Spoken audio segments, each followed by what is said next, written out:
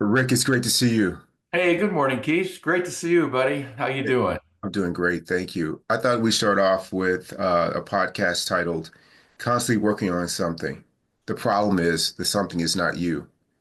Uh, this was really inspired. A lot of what we talk about, and since I've been doing the practice and you and I've been on this shared journey, has been us talking about not needing other people or life situations to change. It's all about using those situations and people as an opportunity for us to work on ourselves. And I remember when I did the majority of my suffering, it was the exact opposite. I wasn't working on myself.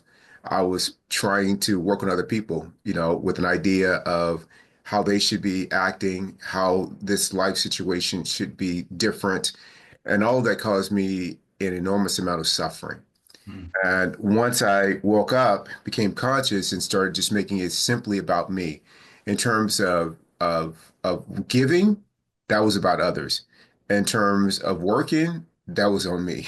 And I just kept doing that. And when I talked to colleagues at work, what I found is something very similar, just not on my own personal case study, but in just observing others when they don't like something at work or what other people are doing or saying, they're busy working on other people or working on something else as opposed to working on themselves. So I just wondered what you might think of this. And again, it happens all you do the gamut of it from spouses or significant others to children to coworkers to politics, whatever you want to do, it's the same that I found. What are your thoughts? Well, Keith, that's a great topic, and I'm really interested in hearing more about what you have to say with it.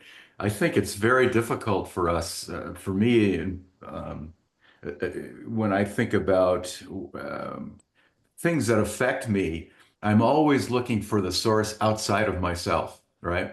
I'm always looking for the cause of whatever I'm feeling that I don't like, is the responsibility of somebody else.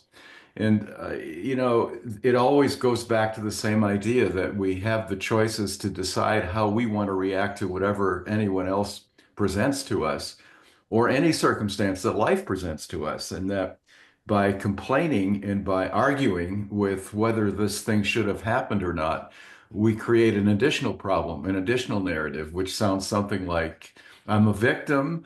This is the second time this has happened, or the third or the 100th time this has happened. And I've got to make sure that person understands they can't do this to me. Well, I think setting boundaries is important, sure, sure. But the reality is that I find myself always looking outside of myself for the cause of what my suffering is. And I've realized over the years that it's not that way at all. The cause of the suffering is my thinking about it, my opinion about it, my opinion about other people and what they did to me, allegedly. So I don't know how in the world you can live a life that's full of joy and inner peace and open-heartedness when we're constantly looking outside of ourselves and blaming other people for what we feel is a shortcoming in our lives. I guess one other thing I'd like to say about this is that what helped me a lot was the idea that the world is going to be the world. Whatever's in the world is in the world, good and bad. And the choice that I have at every single moment of my life is to decide whether I'm okay with that or not, and to override my consciousness when I think that I'm not. In other words, whatever happens, I have to be completely neutral about. I have to be completely neutral about in the sense that I don't want it to linger and hurt me. Sure, there's a reaction like you stub your toe, boom, stub your toe, ow, ow, ow, ow, and you complain and swear, but it goes away in 30 seconds. Okay, well, that's a management of something that is typical, a typical blip in our lives. Also, that happens with people who are creating things for us that are hard to understand or hard to deal with. But the reality is, like stubbing your toe, you can get off of it and get back to your own inner peace, inner respect about choosing the attitude that works for you, which is not complaining, which is not being a victim, which is acceptance, and realizing that it's in the world and these things are constantly going to happen. So working on ourselves is very, very important. And for me, my work on myself has to do with, hey, what am I doing with this? Why am I creating an extra problem? I get the circumstance I don't like, and then I get the narrative that I create about it, which is often worse than the circumstance. Yeah, I completely agree. Yeah, the narrative and the suffering that comes with that is where the suffering is. And I'm just more and more, I that's my signal. That's the alarm for me that I have done exactly that. I'm working on something else other than myself is when I feel that suffering. And it's been so great to be liberated from that. And I use every moment of life. At least I try to do that. I mean, we just finished spin class today. Hmm. And all of us, with the exception of one person, was having a great time in the spin. And the one person gets off and talked about everything was great except the music. And and I just got off the bike and didn't say a word. Like that was my opportunity not to say, listen, you don't know what it's like as an instructor to like play something that everyone I didn't do any of that. Yeah. I just kept my comments. It was nothing to comment on, right? I'm not working to convince this person about the music or what goes. No, just that was a trivial example, but it's one kind of example to where people can run off and I certainly have in the past with this huge narrative about the other person and all this other, like, hey, if you want different music, there's four of the classes to choose from. Go to one of those. They'll play. I didn't do any of that.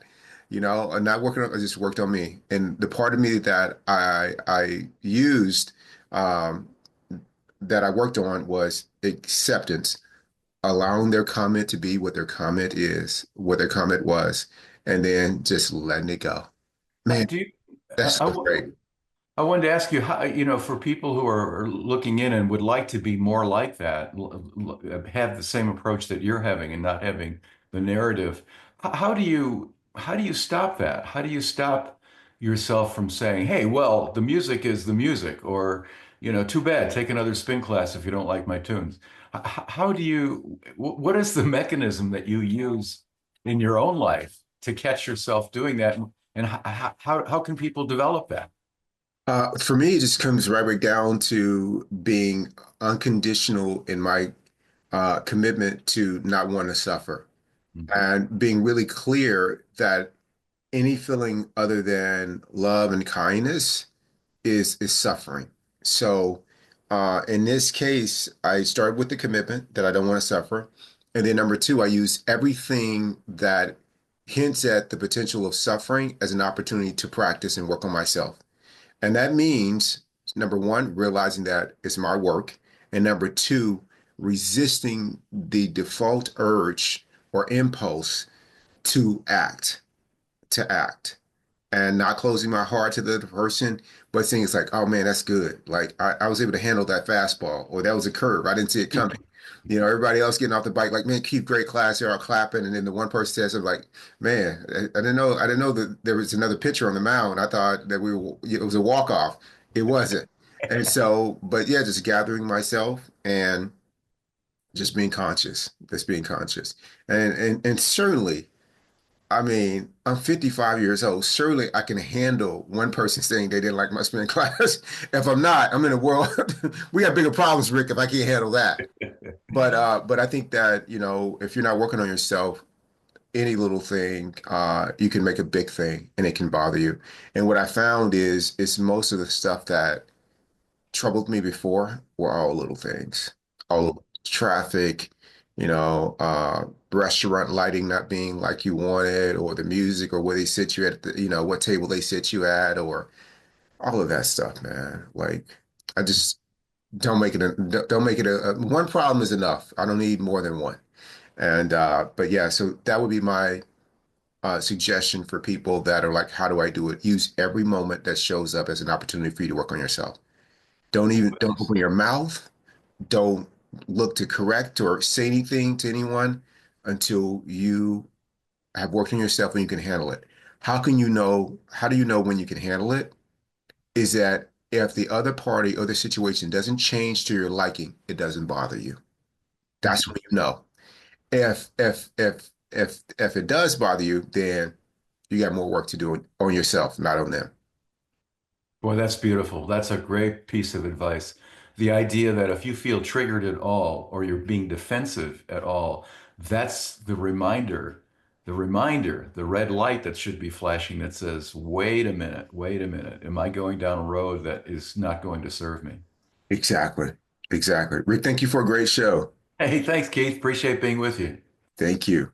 Adios. Adios.